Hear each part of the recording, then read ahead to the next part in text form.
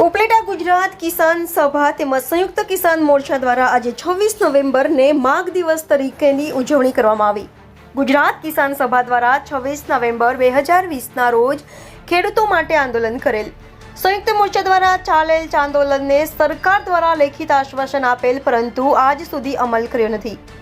ગુજરાત કિસાન સભા દ્વારા માઘ દિવસ તરીકે મનાવી સરકાર પાસે MSP તેમજ ટેકાના ભાવે ખરીદી કરવા, કાયદો બનાવવા, ખેડૂતોના દેવા માફ કરો, વીજળીનું ખાનગીકરણ બંધ કરો, સ્માર્ટ મીટર લગાવવાનું બંધ કરો, પાક વીમો શરૂ કરો, મજદૂરોના 4 નવા કાયદા રદ કરો, મનરેગાનું બજેટ ઘટાડવાનું બંધ કરો, મનરેગામાં 200 દિવસની રોજગારી આપો। વિવિધ માંગણી સાથે આજે માઘ દિવસની ઉજવણી કરાઈ।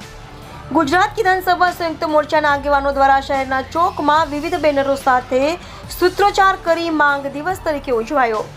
રિપોર્ટર જગમાલ સુવા, ઇન્ડિયા 24 ન્યૂઝ, ઉપલેટા। તમારું નામ?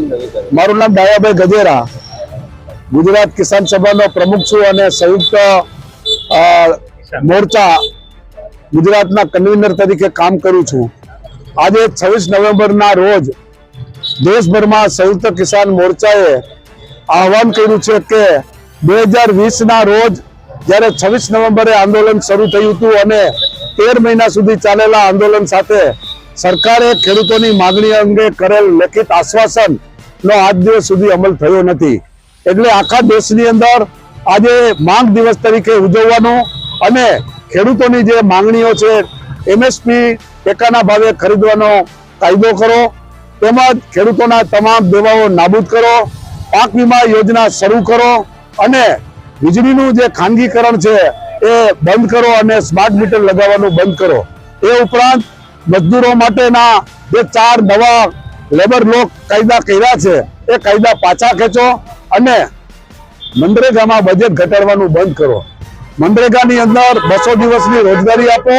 આ વગેરે માંગણીઓ સાથે સાથે આપણે ગુજરાતમાં ખેડૂતોને પડતી જે DAP ની અછત છે, NPK ની અછત છે, એની વ્યવસ્થા કરો અને ટેકાના ભાવે સોયાબીન ખરીદવાની કરેલી જાહેરાત મુજબ એ ટેકાના ભાવે ખરીદ કરો। આ વગેરે માંગણીઓ માટે આજે ખેડૂતોએ આ માંગણી શરૂ કરી હતી અને ગુજરાત સરકારે જે ખાસ કરીને પાક વીમા યોજના બંધ કરી છે એ પાક વીમા યોજના શરૂ કરો અને એમાં ખાનગી કંપનીઓ હટાવો અને સરકાર પોતે જ આ પાક વીમા યોજના ચલાવે। એ અંગે આજે માઘ દિવસનો કાર્યક્રમ કરવામાં આવ્યો હતો અને અમે દેશભરના ખેડૂતોને સંદેશ દેવા માંગીએ છીએ કે સરકાર મોટી કોર્પોરેટ કંપનીઓને આપવા માટેના બજેટ ઘણા છે, પરંતુ ખેડૂતો, મજદૂરો, કામદારોને આપવા માટે સરકાર ક્યારે પણ આપતી નથી અને એના જે લાભો છે મળતા નથી અને એના અધિકારો રોજ ઝૂંટવાતા જાય છે। એ માટે સંયુક્ત કિસાન મોરચા કામદાર કિસાન એકતા કરી અને દેશભરમાં આવનારા સમયમાં મોટા પાયાના આંદોલન શરૂ કરશે। મારું નામ ખીમાભાઈ રબારી, ગામ ઉપલેટા। હું એક ખેડૂત છું। આજે 26 નવેમ્બર એટલે એ ખેડૂતોનો ઐતિહાસિક દિવસ, કારણ કે અમારી અનેક સમસ્યાઓ, ખેડૂતોની અનેક માંગો, આ માંગ સરકાર સ્વીકારતી નથી અને હર દિવસે અને હર રાતે અમે આજે જે ધરણા કરી રહ્યા છીએ। આજે 26 નવેમ્બર એટલે આજે અમારો ઐતિહાસિક દિવસ છે, કારણ કે અમે એટલા આંદોલન કરેલા છે દિલ્હી બોર્ડર ઉપર, હરિયાણા બોર્ડર ઉપર, બધે, પરંતુ સરકારને શું વાંધો છે? સરકાર કેમ ખેડૂતોની દુશ્મન હોય છે?